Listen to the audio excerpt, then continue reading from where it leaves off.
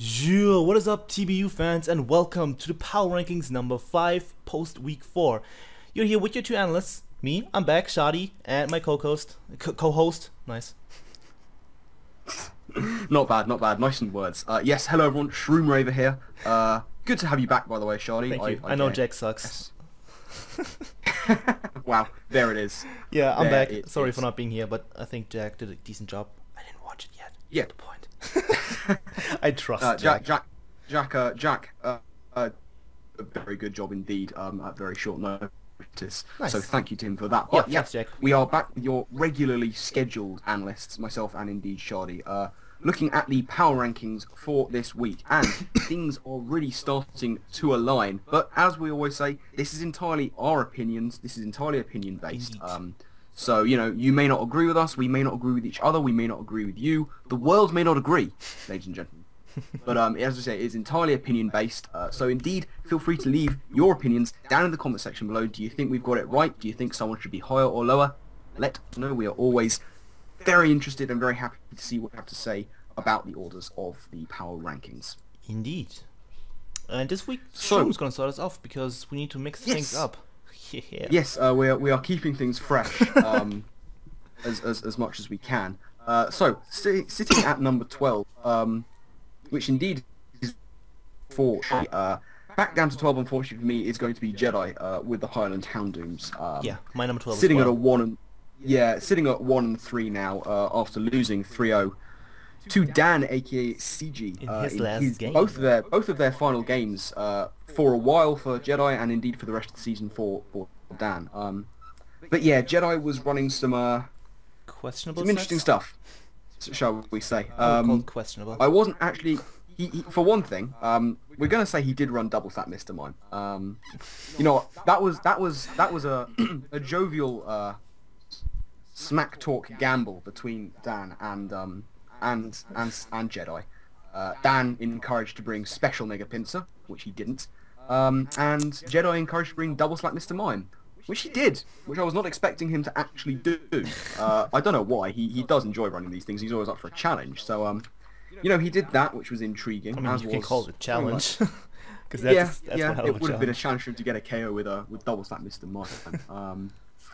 Sludge Bomb Metagross as well was a better decision because of the Tangrowth possibility. Yeah, I think that's okay. But for something called Toga Killer, which wouldn't have been able to actually kill the Togekiss, was intriguing. Yeah, to see. because Bull Punch, Sludge Bomb, and Rock Slide all don't do too much. Like, they do a decent chunk, but Togekiss takes hits and it doesn't particularly care. Flamethrower burns are a thing because it's Ring Race. First up, Jedi, calc before you put moves on. For the love of God, I don't know how much it does. You have a calc, you have internet access, you can just calc and everything's fine. You know if it's worth putting a move on or not.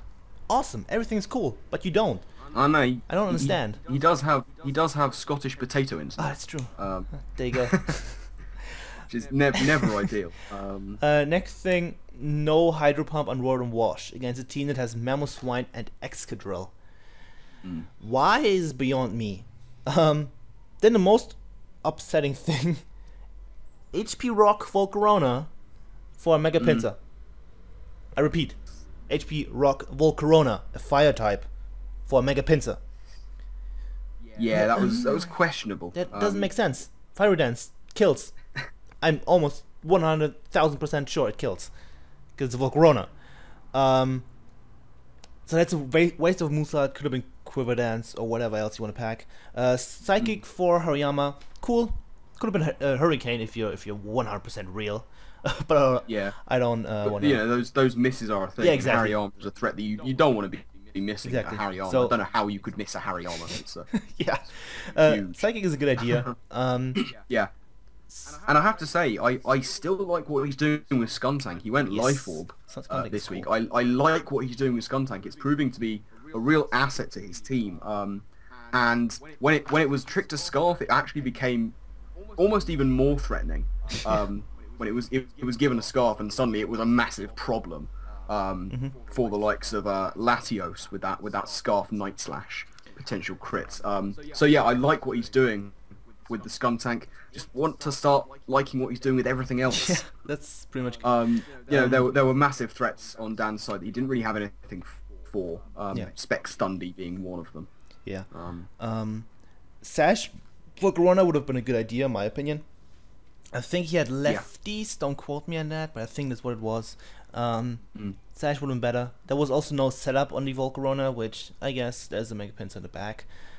But, you know... Also, I must want to thick fat. Fire moves are not super effective. Not at all. Yes. It says they're super effective, but they're not. The Mr. Mime set. Except what I'm going to keep out Double Slap. That's cool. You can do that. Protect and Hypnosis? What? Why? When? How? What? I don't understand. What does Protect do? I don't know. Nice to put things to sleep in it. If you hit, which you won't. If you hit. Might as well run Hurricane. Wide lens or something? I don't think. I think it was. Yeah, he was life up to get the powerful double slaps off. Very true. Very true. Also, he was leading with Volcarona, expecting Hariyama. I think is what he said. That's not a matchup you want. That's a matchup you don't wanna have at all. So, yeah. Oh, and also something just for future. Fire Dance is not 50 base power. It's 80. Once again, do your homework. That's to everyone. Do your homework. Look up your things if you don't know them. It's important. Because otherwise it will bite you in the ass and you're not going to enjoy it. I mean, you might be into that, but you get my point. In this case, you don't want it. So yeah. Man makes sort of point. So yeah, that's gonna be Jedi at number 12 on the table. Talk so much shit about Jedi. I'm sorry, but I just want to tell you the things that are not good, so you can make them good, and then everything is gonna be cool. I'm not trying to be an asshole. So that's that. Failing, I should say. I mean, yeah. Right. So, number 11 on the list then. Who are we looking at? We're both having the same. We're looking at Squirtacular. Yes. Kentucky Clowns. Bandit Mew. Yeah. That's Manly. I'm pretty sure it was Bandit because he doesn't do videos, so I don't know, but it definitely looked like Bandit. That's cool. I'm not sure if it was the best decision, but it was cool. I know it looked to be working out against the Clefable that Vice brought. Sold 70%. I think was what it was. Yeah, something like that. I liked, again, it's so unfortunate for Squirtacular. He's at 0-4, but he's not playing badly. He's playing really well. It's just somewhere it's not clicking. Yeah. He was making good early plays. He was getting those switches for initiative. He managed to do massive damage to a Clefable, which is always nice. I can personally vouch for that. Shout out to Clefable.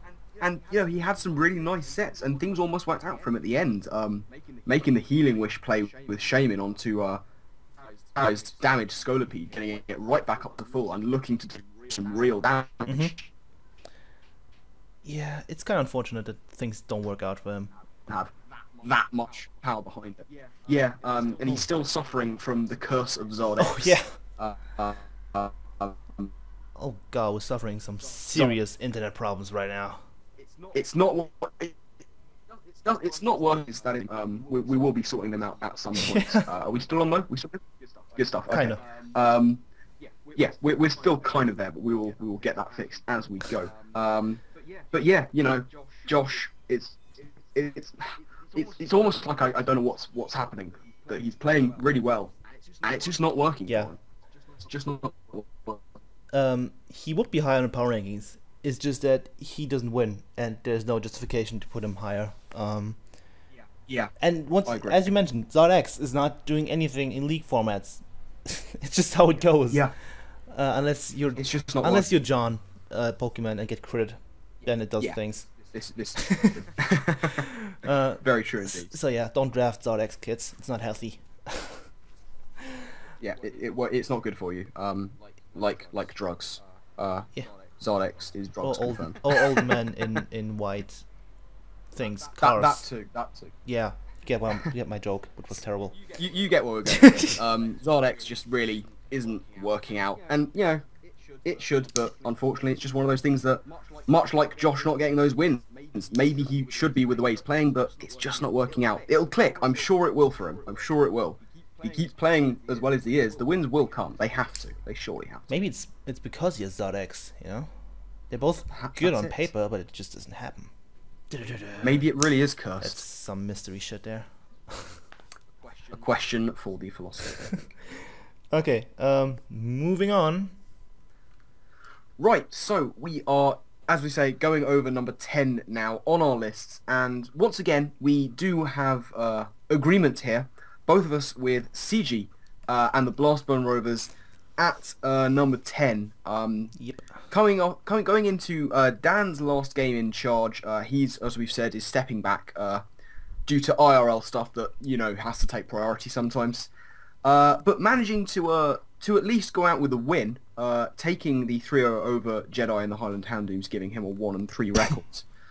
And again, he had some very useful sets. He built very well, I think. Yeah. With knowing that he could afford not to bring Scarf Thunderous. He can instead just bring Specs and nuke most of what Jedi had in his team. Yeah. And the only electric immunity that Jedi has is, you know, Mega Sceptile, but also Quagsire, which Quagsire is easy to deal with because it's a Quagsire. Yeah. Especially since he had a Freeze Dry on Mamoswine, so he could have lured any Quagsire and just bopped it with a Freeze Dry. Yeah. Which he used to great effect as it is. Catching Rotom on the switch, going for the big old Freeze Dry. That was a top play from Dan. That was a really good play. As you say, those electric immunities he's had, both of them 4 times weak to at least one thing.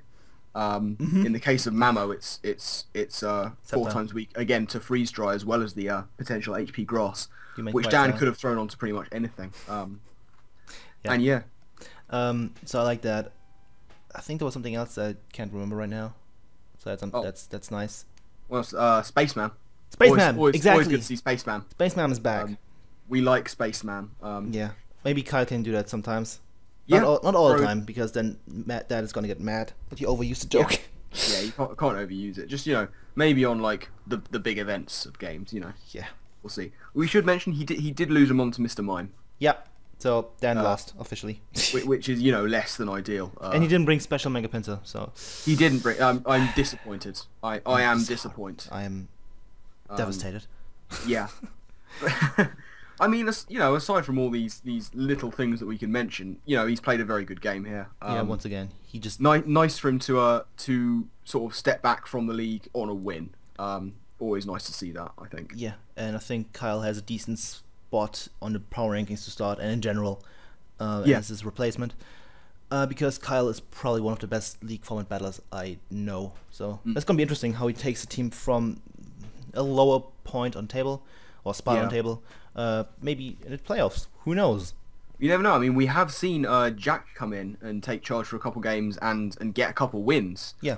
So we'll see if Kyle can do the same thing with the Blastburn Rovers. Yep. And I think that's it. Yep, pretty much. We hope he has a lot of fun in real life. I don't fucking know. He's leaving something. I'm not gonna say anything because he's my friend, so I talked about him to him anyway. Moving on to number 9, which for both of us is Xenon from the Slovenian Arcanines, if I recall correctly. Yes, indeed. Continue actually a run of a couple of games in good form. Managing to take the 2-0 win over Frito and the Welshons. Sort of a reversal of fortunes for both of them. Welshons winning their first 2 games, Arcanines losing them, and in let me try that one again. I don't know what I was saying there. In the most recent 2 games, those fortunes have been reversed. The Arcanines have taken 2 wins. The Welshons a couple of losses, but you know, Xenon had the right threat for the right game. I think I'd say here. You know, Keldeo, very difficult to counter as is. Yeah. Frito didn't have all that much for it. Yeah, that's true. To be honest, he was relying on Celebi when HP bug was blatantly obvious. Yeah. Like, now, good on Xenon that he realized that, which you should. Otherwise, I would have been kind of disappointed. Yeah. But yeah, HP bug on Keldeo was very obvious, and he used it to great effect. Good prediction on that turn. And I put Frito on the back foot. And it did. one thing, I think it was what you're going to mention as well right now, but I'm going to do it and take it away from you because I can. How dare you, First sir? turn. Go on. Dragonite. Yeah, that's exactly what I was Ironhead gonna on Sylveon. No. Yeah, It's leaving in Dragonite on what was, it could easily and indeed was a spec Sylveon. Mm-hmm. You leave a Dragonite in, I don't care how powerful your Ironhead is, Sylveon's bulky, it's gonna live it, and it's gonna bop you with a Specs Hyper Voice. Yeah, which is exactly what happens. he was probably expecting to live because of multi-scale. Yeah. Even if he would have lived, there would have been a shitload of damage that was unnecessary. Yeah. So I'm not a fan of that. I think it was Frito who said of it that it was a roll. Yeah. As to whether it would KO through multi-scale. In fact, it did. Yeah. So it was a poor start for Xenon, but able to use his Keldeo very well. I think he made some good plays. Like again, having the HP Bargans, going for the T-Bolt on the Empoleon switch. He managed to get those predictions quite well. Mm-hmm. But the one thing I would say, he made some good predictions, knowing what he was talking about, obviously in battle, but then kind of went against it on the very next turn. For example, the way he lost his Scizor, he commented that he was up against Celebi and he was like, "Oh, this could be the Zorok in disguise," and it was. Does not get knockoff.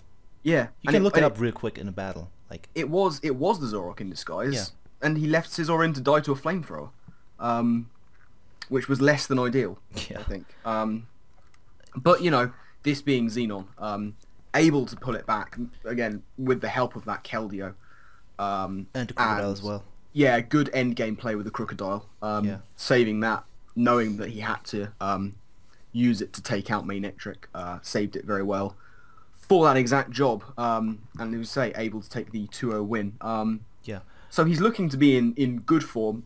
2 wins from his last 2 games, in some pretty tough circumstances. And yeah, as we said early on, when he had lost those first 2, we were like, this is Xenon. He's going to come back from this. He's going to start rising up the table. It's exactly what has happened. He has, got himself into form, and I think looking to make up for lost ground early on in the season. Yeah. I just want to go back to the Zorok thing. If you see a Celebi using knockoff, and you're not sure if it gets it, which is fine, because pretty much everything gets knockoff, but you can look it up real quick. So, that's something that bothered me. Yeah. Then that's pretty much that. So you can move on.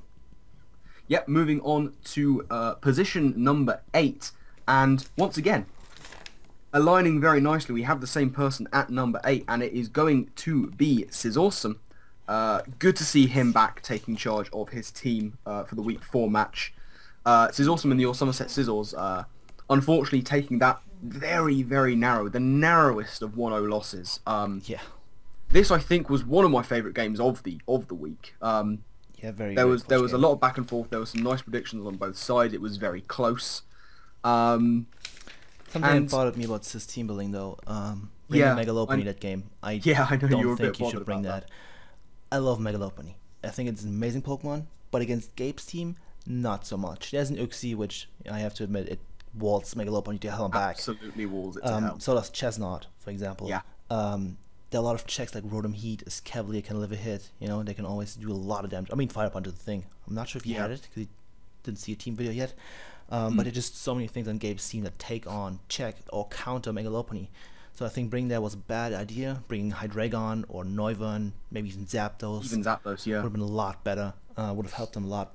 Maybe could have given him the win. A little bit of an edge to win this game. And then there was the fact that he switched Lopunny in on a Mega Altaria. That was a questionable play. Yeah, that was in fact a question. Hyper Voice is a thing. But Sis did make some very good plays. I really enjoyed the straight up facade with Granbull predicting the Willow. I had a chuckle at that. I was like, yes, well played, Sis. Well played, my man. It was great to see that. He made another poor play bringing in Lando on a Tailwind Rotom Heat, Rotom Heat that had Tailwind up for it. It was questionable. I think we'd already seen the Hidden Power Ice at that point. I'm not. Yeah, I think he forgot Tailwind is what he said. Oh, it was Tailwind he'd forgotten about. Yes, we hadn't seen Hidden Power Ice, but Tailwind was up. But he forgot about Tailwind. Yeah, he forgot about it. Pay attention. Pay attention, Sis. You're better than not paying attention. You know you can do this. So that was a bit unfortunate, losing Lando that way. Yeah. But, I think he's certainly a marked improvement on the first game that he played. That's true. But it's just painful, the fact that he potentially could have won it if he'd played the end game a bit differently. If he'd have switched out Vaporeon, sacked Roserade, brought back in Vaporeon, gone for a Protect, got some more lefties, there's a chance he could have won it. Yeah. I haven't seen the calcs. I haven't seen whether that was rolls or not. But there was a possibility, and, maybe on another day, if he had done that, then he could have taken the game. But equally, I suppose, depending on the damage rolls, it might not have mattered. Either way, I think he played well. I think he just needs to work on those little mistakes that can come back to bite him. Yeah, they can cost him a fair amount. The over-prediction, switching Lopunny into Altaria, that was not necessary. Yes, that was... Yeah, once again, just a general thing, not just for Sis, for everyone. Just because you have a good Mega, doesn't mean you have to bring it every week, Just look at the matchup and realize this counters it, this counters it, this counters it. Not bringing it, no point. Yeah. So yeah. One thing I would say, it actually pertains to both participants in this game. We'll come on to Gabriel obviously a bit later, but what I've got written for both of them: no Spinner or Defogger. Yeah. And both teams have excellent Stealth Rock users. You've got a Registill on one side, you've got an Uxie on the other, you've got a Gliscor on that side as well. Very, very reliable Stealth Rockers. Yeah, even Leno can run it, for example. Even so, I mean, it's always nice to have that precaution. And that's where maybe something like you said, like Zapdos, could have come in handy with the Defog. But either way, definitely, as we said, a marked improvement from Sizz. And hopefully he can continue going on to greater heights later on in the season. Yeah, and with that, we move on to Richie, coach of the Liverpool FC in number 7. Yes, absolutely. Richie played a pretty good game. He had the Scarf Melodic, which... That was great. I think just to spite me, because I said don't run AV. He was like, I'm going to run Scarf. Fuck you, Schady. I wouldn't even be surprised. No, nor would I. I mean, we do try and go out of our way to spite you as much as possible. That's cute. He had Toxic. He wanted Toxic, but had Taunt on Golbat, which is kind of unfortunate, but Taunt works just as well. Yeah. I think Golbat could have potentially clutched him the game at the end. Like, completely. Because some of the died to life up. If he would have roosted, maybe he could have lifted it from Garchomp because it was Scarfed. And, the confusion would have kicked in after 2-3 outrages. And then he could have potentially won. Or it could have at least lowered the differential. But, the misplay against the Clawitzer with Mega Mawile. Yeah, that was huge. That was huge, because that just meant Mega Argent was such a problem for his team. I mean, the thing is, he said that he was predicting his opponent, Eric, to predict him to Sucker Punch. But at that point, he really had nothing to lose by going for Sucker Punch, especially given how important Morwell was going to be. That's true. Knowing that he didn't have Toxic for the Ordino, he very correctly identified Mega Morwell as his next thing to take it on. Yeah. So at that point, even if you think he's going to overpredict, just go for the Sucker Punch anyway. Sucker like a man. Big Sucker all 8 times. Sucker all 8 times. The rule of 8. Very important. Scarf Melodic was a good bait for Thundurus, which is a scary Pokemon. Yes, so I like that, so. kind of, but kind of not. I'm not sure how I feel about it. He could have just ran Mirror Coat or something. But he took a few risks with his team, that being one. Bringing the Rhyperior was a risk in and of itself. Eric noted in his team building that he has 2 very potent water types in the form of Clawitzer and Tentacruel. And so bringing Rhyperior... oh, yeah. Spoilers. Surf Aggron, that was... We'll come on to that. But it was a risk to bring Rhyperior, but he did it, and it paid off taking out the Talonflame. Yeah. It was unfortunate with his with the genning that things went slightly wrong. He didn't have Toxic, but he still played a very good game despite that. If he can continue to try and get those wins, he'll be rising up. We've seen him slip down the power rankings a little bit, but he's still a powerful trainer and a powerful team. So we'll see how well he does from now on. Indeed. Moving on to number 6, I'm gonna let you tell this one because why not? Fair enough. Number 6, in fact, his opponent today, in the last game, I should say.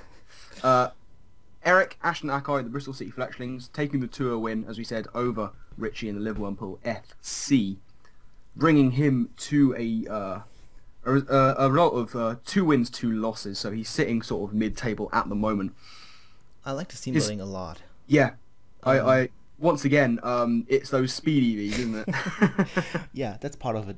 He had speed creeping, and he even a bit more speed than he needed to speed creep some things, which is, I think, in my opinion, really important. Yes. Overall, really, really solid team building in general, something I just want to mention. And then Sorcerer Aggron 2.0. Like, what can you say about it? Yeah. He wins. The special Aggron, that is ballsy, and I loved it. It was excellent to see. Yeah, I think he played the game. He played a good game. He made some very nice doubles, especially with Thunderous, for example. And that Mega Ordino, once again, putting in work. It's proving people wrong. As we said early on, it raised a lot of eyebrows, but this, once again, was a very well-built Mega Ordino set. It tanked the hits it needs to. I'm not actually sure if it was running the heal bell in case of the toxic. But either way, you know, it took the hits. It's proving to be a real problem for some teams. Yeah. Very difficult to take down, and you know he's used it very effectively. I also like the Talonflame, the bulky Talonflame with Will-O-Wisp and stuff. Yes, very knowing much that the opponent has no Rapiria and some other things that check it fairly well. Bringing a bulky set is a really good idea. You know, thinking a bit outside the box, even though it is a set that is used in center play as well. I just really like that. And you know, he made the right plays going for taunts to stop it trying to set up the rocks. But you know, Richie, as with many others, has been to the school of you don't mess with threats. And Talonflame, whether it's bulky support or not, it's still a threat. And you know, you take out threats, and burnt Rhyperia doesn't care if it's burnt.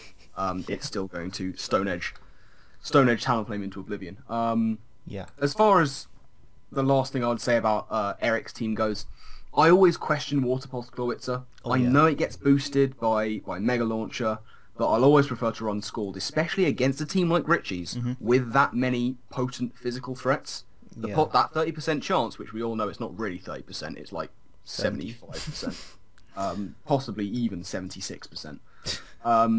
You know, it's always nice to have that chance. For 10 less base power, but the chance of the burn, I'd always take it. But that's up to personal preference, and you know, certainly it didn't impact Eric too much. Still able to take the win. Yeah, that's pretty much that. Yeah, I think this is where we start to differ.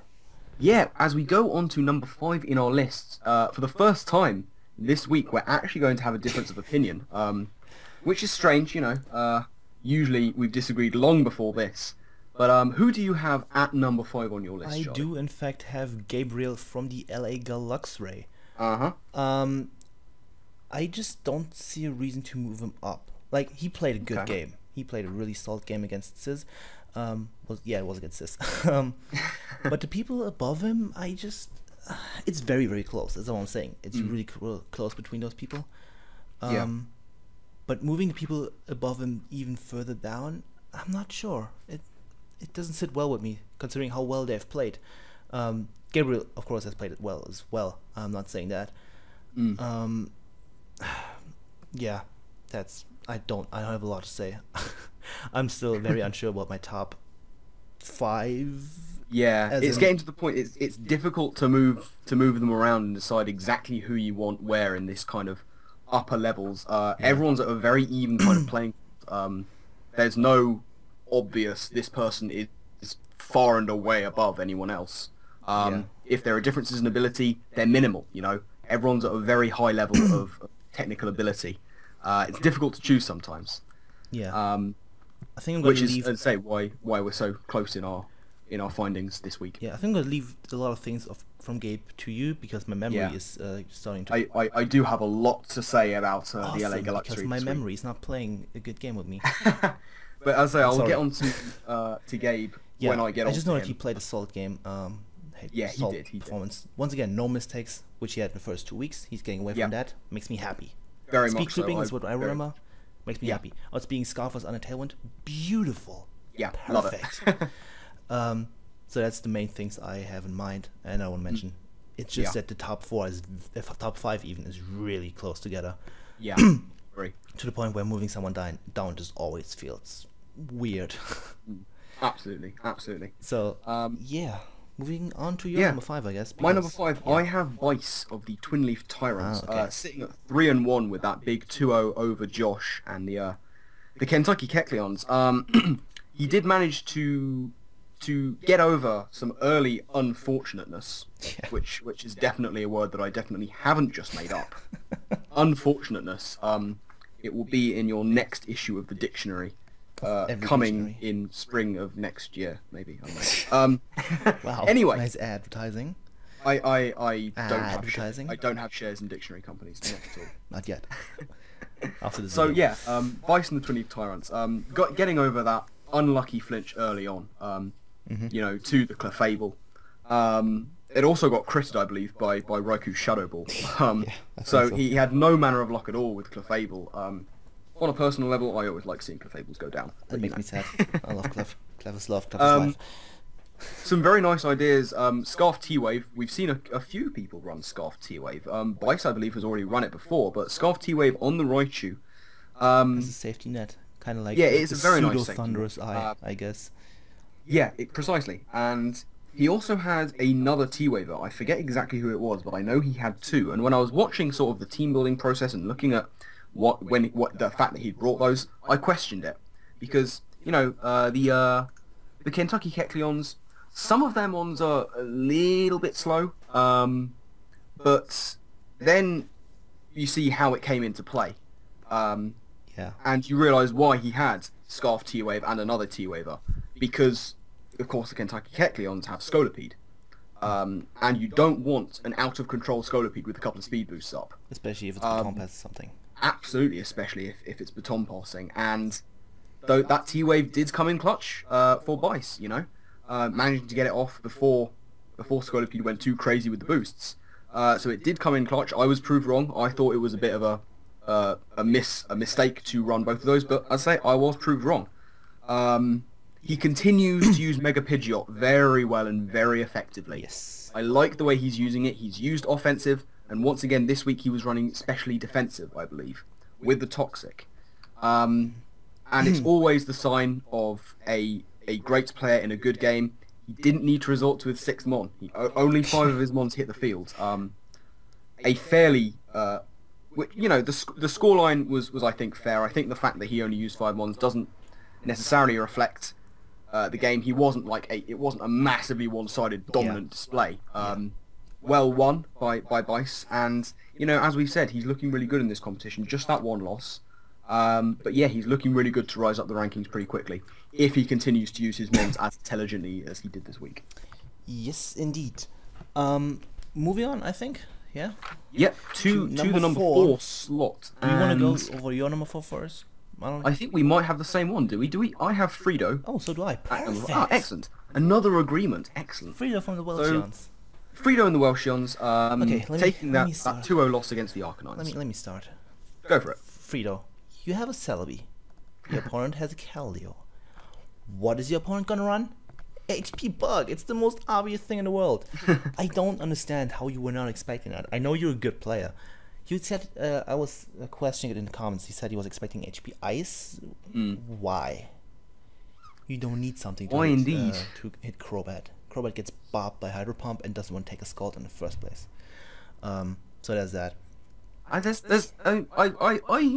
sympathise with Fredo, actually. There's no pleasing you, is there, Schady? Sometimes, you go on about him not running the proper hidden powers on his own mons, then he starts doing that, he even running Map Punch this week, and suddenly he's not expecting the right hidden powers. I mean, some people expect HP Bug. He was like, yeah, here's Specs, and then he got bopped by Secret Sword with Impeleon. I mean, I would agree. When there's a Celebi on the opposite team, you expect a hidden power bug. That's what you run when there's a Celebi on the other side. Yeah. But I think really it was a fairly well prepped team that he brought. As we said, he brought the Mach Punch, he brought the good hidden powers.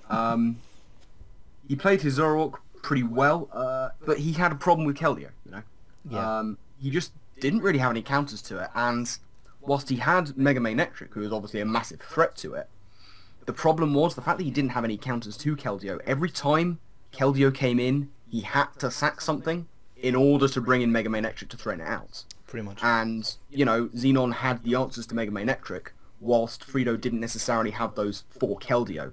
So it was really only a matter of time and attrition before Keldeo came out on top, simply through Xenon having more things left to take on the Manectric in the end. Yeah, that's pretty much that. Yeah. He had map But punch. you know, he played a good game. He managed Yeah. to use Zorok very effectively, which I'm sure you're always happy to see Yeah, Zorok boy. used effectively. One of your little minions from PPL Season 1. Yep. But yeah, Maybe Free Frito, just, the thing we draw from this is that Free needs to get good. there it is. A little bit of back and forth there. Frito, what are you going to say to that, my friend? He's gonna cry and crawl in his skin. Wow. Okay. Schady is no chill Schady. Hashtag no chill Schady in the comments section. There it is.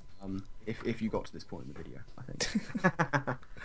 So, I guess we'll move on to number 3. Where we disagree again, obviously. We do disagree again. Because there was a one of the few difference. times. You at number 3 have Bice from Twin Leaf Tyrants, who we already talked about. There's not much to add, really. He once again played a really solid game, and it's his 3rd solid game. Yeah. And they were all really, really good. The preparation was on point. And yeah, that's pretty much it. Bice is still one of the top contenders for the victory of this league. Yeah, he's playing very intelligently. Yeah. That's all with I have his to wands. add. And here's the thing: when we first went over his team, we identified the fact that he had a very strong one, and we both kind of looked at Avalog and went, "Oh, I don't know about that." He hasn't used it yet. I don't. Yeah. So He hasn't needed to. yeah, he He's got so much strength in his squad. He hasn't needed to resort to the Avalog, which may be a blessing. We'll have to wait and see if he does decide to use it at some point. It would be interesting to see what he does with it if he does use it. Specs, the only set. Specs Avalog. There it is. there it is. Alternatively, special scarf. Special scarf. There, Vice. That is your challenge. Apparently, Schady has called you out. Did I? Apparently, I did. Okay. I've made that decision for you. So there it is. Scarfed special Avalog, gents. It's gonna be a thing. If you get a kill, then I'm gonna sacrifice my first baby to you. I don't know. Well, there it is. We have that as a verbal contract. That Schady will be sacrificing his firstborn. It has to be a one shot, though. It does. It does. Let's be real. It does. Okay, enough So, horsing around. Indeed. On to my number 3. I have Gabe and the LA Galaxy taking the 1-0 win, the very narrow one over Sizz and the Somerset Sizzles. A lot to say about Gabe myself. He predicted the team very well in his team building. He really went into detail on what he thought Sizz was going to bring, and most of those things did turn up. So he was very well prepared. He always does that. Like every week, that pretty much on point with at least he's very 4 good Pokemon. at predicting. So that's really Very nice. good at predicting what his opponent's going to bring. His sets were great. Yachi, Gliscor, Utility with Tailwind, very cool. Yep. Excellent speed EVing, excellent research. We pointed out in the first couple of weeks he needs to do his homework. He's very much on point with that now. Yep. He's getting the moves that people could bring against him right. He's getting his speed right. He's getting his strategies right. Outspeeding Scarfers with Tailwind. We've already mentioned that's excellent. We like seeing that. Yep. Citrus, Recycle, Uxie. Gabe, I love you. Shrooms erection. I absolutely love you. I love that set. I brought that set and it was one of my proudest moments. I loved using it. Can And you get once Fred again, crying in the back? it left Fred crying, and in this case, you know, it put in so much work. It tanked so many hits. Just going for the Citrus, the Recycle, and it was I loved it. I loved it. He said in his team building there was a bit of a tribute, and I was just, my face lit up. It was amazing. I loved it. Yeah, boy. So, moving on from that one. Gave it a raver. Confirmed. There it is. OTP. There it is, the OTP.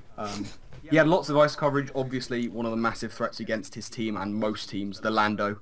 Lando, he had lots of ice coverage for that. He made some very good early plays.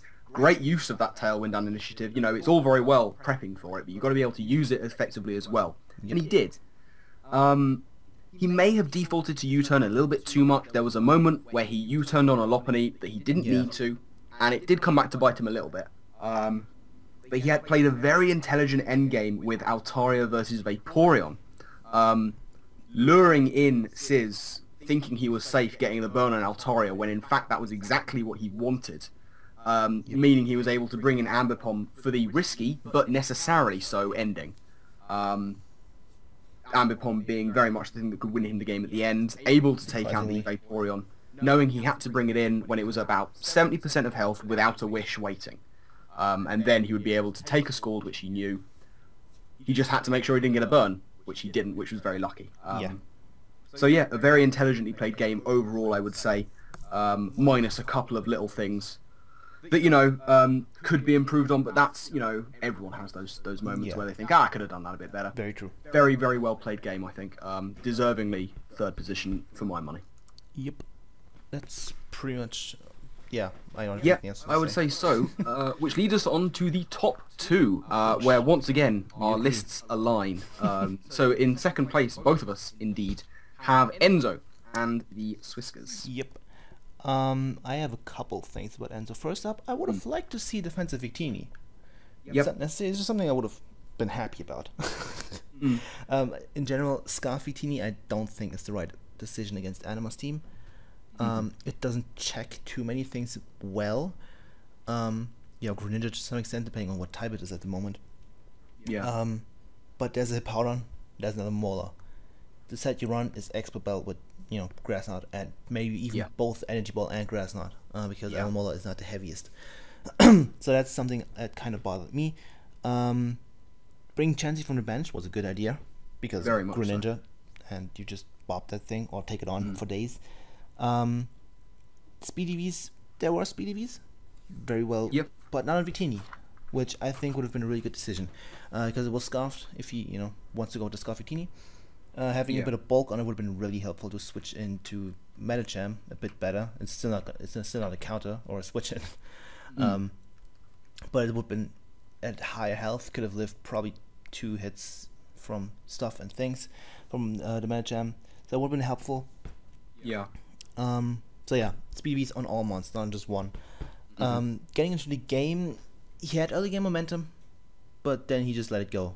Insert Frozen reference. He let it go very quickly and completely.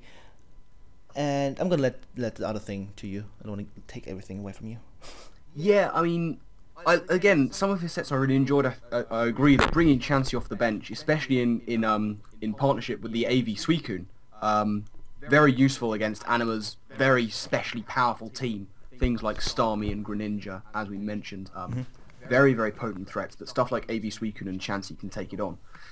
I don't know how I feel about the fact he lost his spinner so early. Exactly, that's what I meant. When he had Victini and Kyurem still alive, you know, very important to keep rocks off the field. Yeah. Especially when Anima has in her squad one of the most reliable rock setters going. Hippo. In big old Hippo. Mono, yeah, nice and Miguel reference. I see you. But you know, he still played a very good game. Miracote KO on Suicune. Nice, like it. Some Like it a lot. +4 Uniclus. One thing I do want to mention here, that's actually going to be Chansey's possible only and final appearance for the Swiskers. Because Chansey's one of the ones that got traded away. So actually, he's never going to get to use Chansey anymore. He's got Thunderous Eye in place of it. Terrifying. Which I think is a really good trade. He's got a lot of bulk on his team anyway. And now he's got Thunderous Eye to go with it.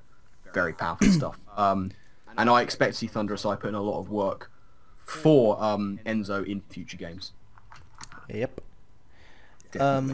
So I think that's it. Do I have anything else? I do in fact not. So that's nice. There we go.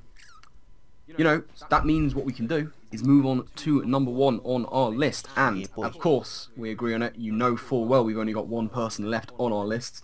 It is, of course, Anima and the Golden State Dragons, maintaining a perfect record. The only team now to do so, with the 4-0 records, winning 2-0 against the Swiskers. Once again, she's brought a very good team with some very innovative sets. I liked seeing some of the things she had. The Uniclus was nice. Heal block Latios. Oh, that too. For one thing. Heal block Latios didn't get to work as well as I think she wanted it to. Yeah. But just cool to see it, you know. Yeah. Just really cool to see it. Obviously, I think intended to annoy the Chansey that could be coming in. Yeah. Like, it's always nice to stop that thing from healing up. Because it doesn't get taunt. So. Yeah. Uniclus was cool because that could easily beat beat the Chansey 1v1. Yeah. No trouble. not easy to beat Shanty 1v1 when you are primarily a special attacker. Yeah. But Reuniclus, of course, with the bulk to take hits, recovery, Magic and Guard. yeah, As well as Psyshock. and yeah, Psyshock, Calm Mind, all these things, able to keep it from running And away. the Infestation. Yeah, very well built. Beautiful. I didn't even know Reuniclus got Infestation. I did, because I'm a genius. I mean, that's debatable. That's very debatable. But yeah, really good stuff. She didn't get to use this one either. She brought Psych Up Tangler. Yes. That's amazing. I would have loved to see that work. Yep. Psych Up Tangler is just such That a would be beautiful. terrifying. Psych Up's Imagine great. like a +4 special defense and attack Tangler. Yeah, I mean, looking to be prepped for that God. potential Crocoon. As it was, Yeah. it was AV. But I want to see it work one day. I want to see it You work have to one. always be prepared for Crocoon, and she did, you know? Yeah, very much. Still So. not, if she somehow, like, we can get up to, like, I don't know, +6, Tangler would still not have been the best option, but that's not gonna happen. You know, no, that's not gonna get to +6. Yeah, I mean, no one's going to let that happen, much less someone of Anima's ability. Yeah. Anima is just the #1 currently, beating Yeah. the only person that was also 3-0, Yeah, which means she's #1, and there's no She is. reason to move her down. absolutely. I do want to say, of course, Mega Metachan, who you were slightly concerned about, did put in a huge amount of work. I didn't Nice say I and was concerned clutch about it. versus I just Kyurem. say I'm not a fan of it. Oh, you just said you weren't a fan of it. Okay, fair Yeah, enough. Well, it kills Kyurems. It just, where's Kyurem White? Give it. yeah, Let Anima face to Kyurem White, and Medjam's gonna bop it. probably wouldn't put it past her. But yeah, that is indeed our #1 on the list. That is going to conclude the power rankings for this week. As I said at the beginning, this is of course entirely opinion based. Yep. Let us know what you think of our lists. Let us know if you agree or disagree. Where would you have everyone? If you were doing the power rankings, let us know. We would be thrilled to find out what you think. Indeed. So yeah, any final words to add to this, I Shadi? mean, I'm glad to be here again, and I hope Oh yeah, it's not of gonna course, happen it's good to again. have you back. I suppose.